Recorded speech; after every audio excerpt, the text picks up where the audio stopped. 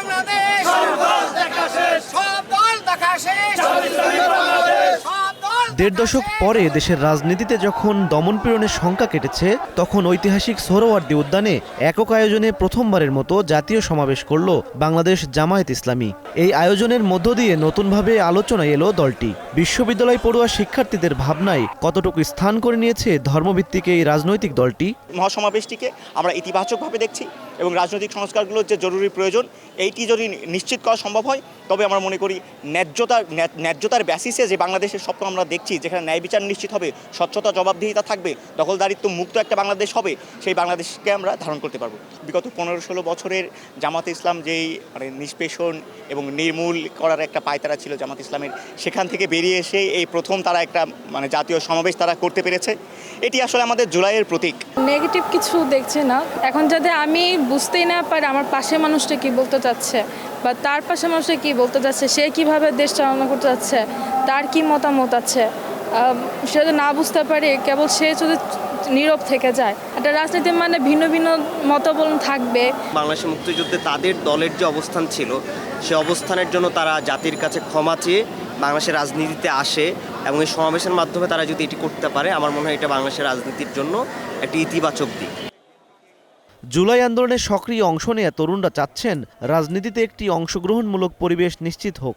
জামায়াতের 7 দফা দাবি ঘিরে তাদের মাঝে আছে মত দ্বিমত। কেউ দেখছেন রাজনৈতিক কৌশল হিসেবে, কেউ বা খুঁজে পাচ্ছেন দাবির যৌক্তিকতা। জামাত ইসলামী যে 7 দফা দিয়েছে, সেটির একটিও যে পিআর পদ্ধতি সর্বশেষ দফাটি দিয়েছে, সেটির সাথে আংশিক দ্বিমত পোষণ করলেও বাকি দফাগুলোর সাথে সম্পূর্ণ ঐক্যমত পোষণ করতে চাচ্ছি।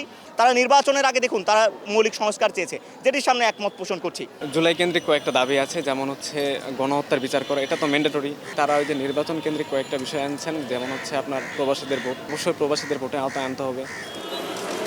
আগামী নির্বাচনকে সামনে রেখে পিআর পদ্ধতিকে সমর্থন করছেন শিক্ষার্থীদের অনেকেই, কেউ বা দিচ্ছেন বিপক্ষে যুক্তি। তবে সবারই একই মত, ফ্যাসিবাদ ঠেকানোর জন্য যা প্রয়োজন সেই পথেই হাঁটতে হবে রাজনৈতিক দলগুলোকে। এই নির্বাচনটা যদি হয় পিআর পদ্ধতিতে, তাহলে বিগত বছরে আমরা যা দেখেছিলাম যে একজন শাসকের স্বৈরাচার হওয়ার যে সম্ভাবনাটা, সেই সম্ভাবনাটা কমে যাবে। সেইটা কমানোর জন্য হলে এই লেভেল প্লেইং ফিল্ডটা থাকা উচিত। দেশে এখন একটা রাজনৈতিক দল আবারও আগের মতোই, যে হাসিনা সরকার যেরকম ছিল ওরকম নব্য ফ্যাসিস্ট হয়ে ওঠার চেষ্টা কিন্তু আছে। দেশের বিভিন্ন জায়গায় চাঁদাবাজি, খুন খারাপি, পাওয়ার প্রদর্শনের যে ব্যাপারটা, এখন একটা রাজনৈতিক দল যদি এত ম্যাসিভ আকারে একটা পাওয়ার পলিটিক্সের প্রদর্শন করে, তাহলে আমি বলবো না যে এখন দেশে লেভেল প্লেইং ফিল্ড তত আকারে আছে। আর নিম্নকক্ষে আমার মনে হয় যে পিআর পদ্ধতিটা আসলে খুব বেশি বাংলাদেশের জন্য অ্যাপ্লিকেবল না। এখনও বাংলাদেশের মানুষ কিংবা বাংলাদেশের রাজনৈতিক দল, রাজনৈতিক ব্যবস্থা পিআর পদ্ধতির জন্য প্রস্তুত না।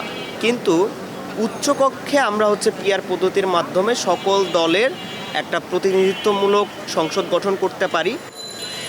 তবে বিভক্তির রাজনীতিতে বারবার গণতন্ত্র পিছিয়ে পড়েছে উল্লেখ করে রাজনৈতিক দলগুলোর মধ্যে ঐক্য, বিশ্বাস ও গণতান্ত্রিক চর্চা বাড়ানোর প্রত্যাশা তরুণদের। ভয়, দমনপীড়ন আর নির্যাতনের প্রাচীর ভেঙে 5 আগস্টের পর যখন দেশের অন্যান্য রাজনৈতিক দলগুলো সভা সমাবেশ করছে, বাংলাদেশ জামায়াত ইসলামীও তার ব্যতিক্রম নয়।